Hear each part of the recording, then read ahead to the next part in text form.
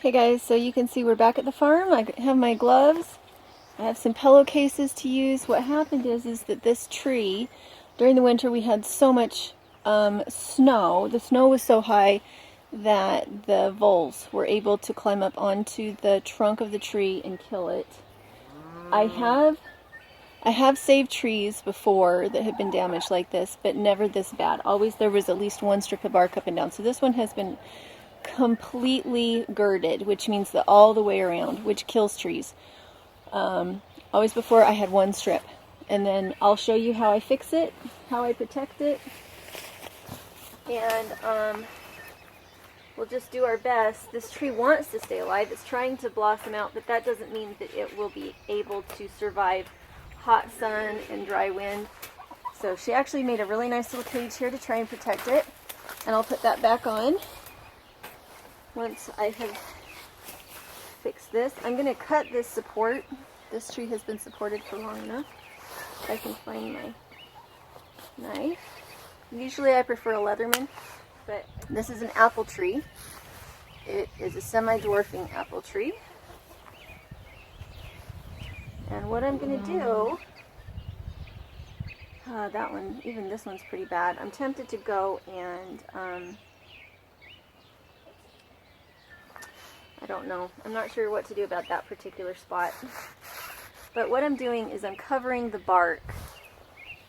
I'm covering the bark, covering what is exposed that should be bark. I'm covering it so that when the wind comes up, we have, it's less drying. And also when the sun comes out, if you have that kind of underbark exposed, you'll get sun scald. So I'm not going to do this up so tight that it can't breathe, but I'm just going to loop it around just to hold it on.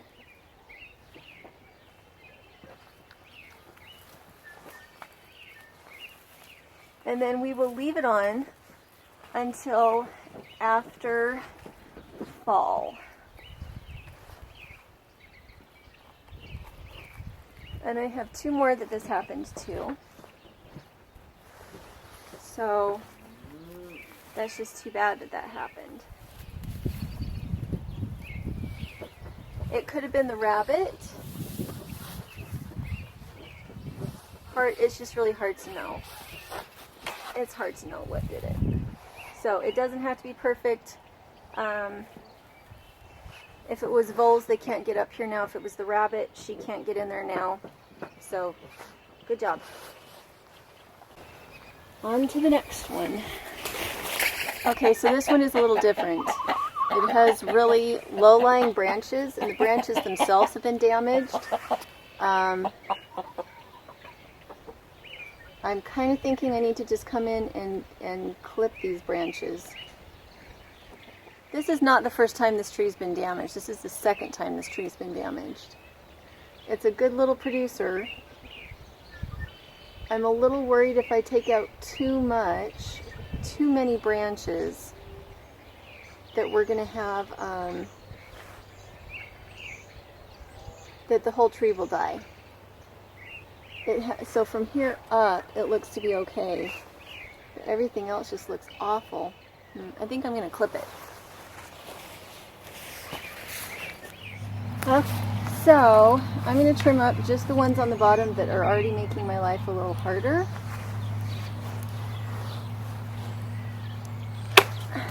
And then I'll go give these to the goats.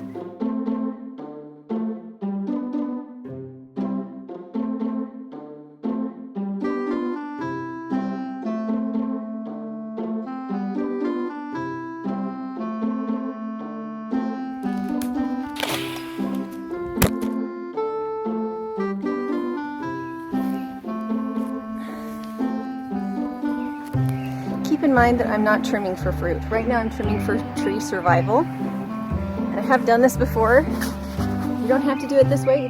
Last time it was girded all the way around except for one tiny little strip.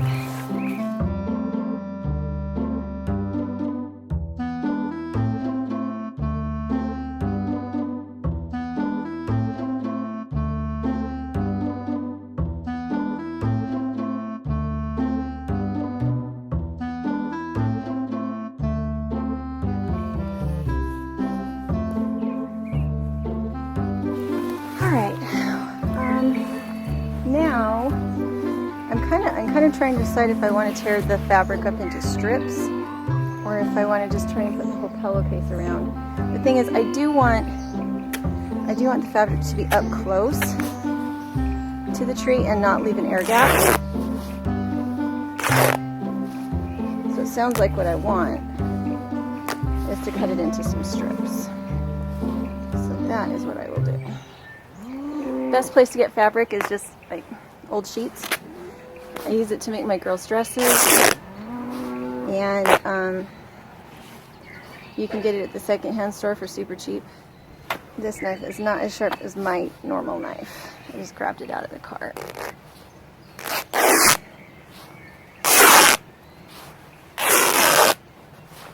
So I left that much, and now I'm going to come to the next spot and cut it. Because I still have all these knobs out here, that's the reason I want to be able to have it in strips. So I'm going to roll it into a ball first, so I'm not messing with it every time I have to go around the tree.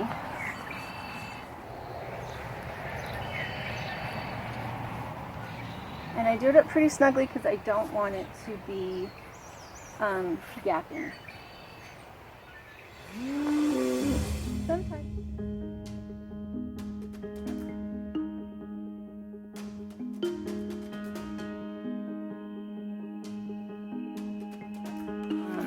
Just this really great habitat back here.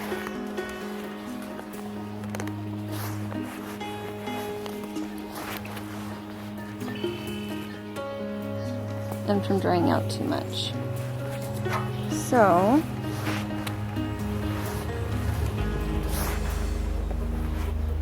we'll see if it was enough. Last time what got it was the goats. The sheep broke the fence and let the goats into the orchard. And the sheep didn't care about the fruit trees. They will nibble on fruit trees just like a goat would, but the goats love bark. They just love young growth, anything. So I did not wrap it terribly tight. It's just snug enough that it won't come off in a wind or over the course of the season. And so then I'm going to go ahead, wrap it around.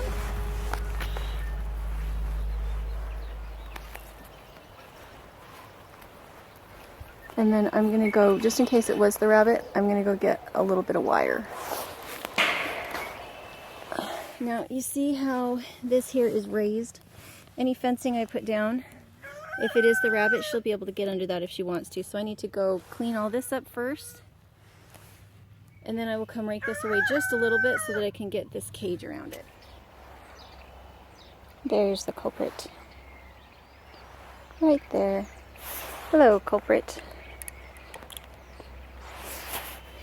We ended up leaving her here because there was a gap between us being here and the renters being here, and we didn't want to butcher her. And so we let her loose in the backyard, and it looks like the only thing she did damage to was these apple trees. To all intents and purposes, we are going to try to save this one. So we will put a cage. It seems like this is the only plant that she's like able to kill. Everything else, it doesn't even look like she's really nibbled on it. So for some reason, these particular trees are her special treat. So I love these. This is garden fencing. I love it to keep poultry in because it's kind of freestanding. You don't have to worry a whole lot about it tipping over. If you use those foot push-in stakes, it works pretty well. So if she wants to get in here, she can still get in here. There is no question about that, because she'll just push under it. But if our renter sees that, she can do something about it at this point. But there's so very many delightful things for her to snack on right now that I don't think that she'll be too insistent about getting into this. So I love these little push-in stakes. They're just God's gift to gardeners because they hold things really, really stoutly. And they're just really easy to put in. So put one more in. If kids come running around the corner or something, it's nice to have these little stakes.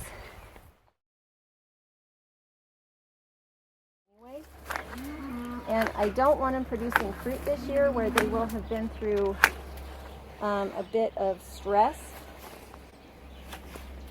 So I'm tempted just to take quite a bit out. Hi, kitty.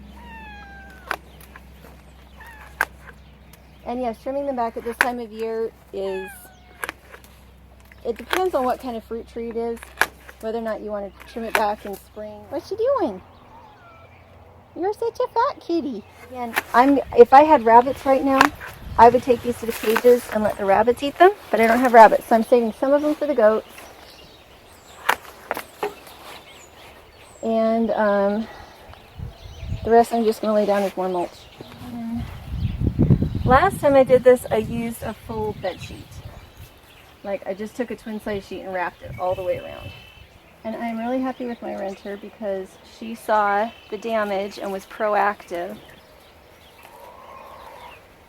And just did what she could until I could get back to take care of things. So, I'm not upset about these trees at all. She did a good job. And we'll just wait until fall before we take anything off, and we'll know. Because if you can see that the buds are coming out. See the buds? That's a live tree. Yeah. If what happens is that about mid-spring, all the leaves crumple up and the flowers and everything die, we'll know that the tree's dead. If the leaves live and it makes it through, then it's fine and it'll start to regrow bark. I've had it happen before. So that's what we'll watch for. And in the meantime, we will be planting a new orchard this spring because you need to plant every year. Weird things happen. It doesn't cost that much to plant a fruit tree. You can get them for $20, $25, or you can do them from seed and do your own seedlings.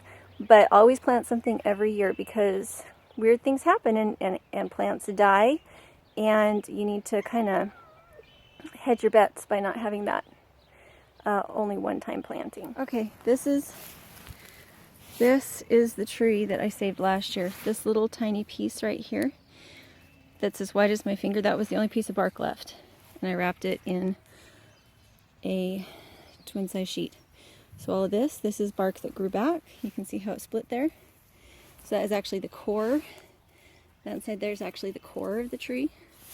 And yet it's alive and kicking and gives us fruit every year. So don't ever give up without at least trying. We get a lot of wind here. Sorry, I'm probably backlit. We get a lot of wind here, and so it'll blow garbage around that was in one place and blow it to every other place. And so in spring, there's always at least a little bit of cleanup. I wish I had more mulch to put down, but I don't. And what I'm supposed to be doing is clearing a spot for the truck to come through to bring the tiny house, and instead you can see I'm gardening. It's my happy place, but I need to get to work.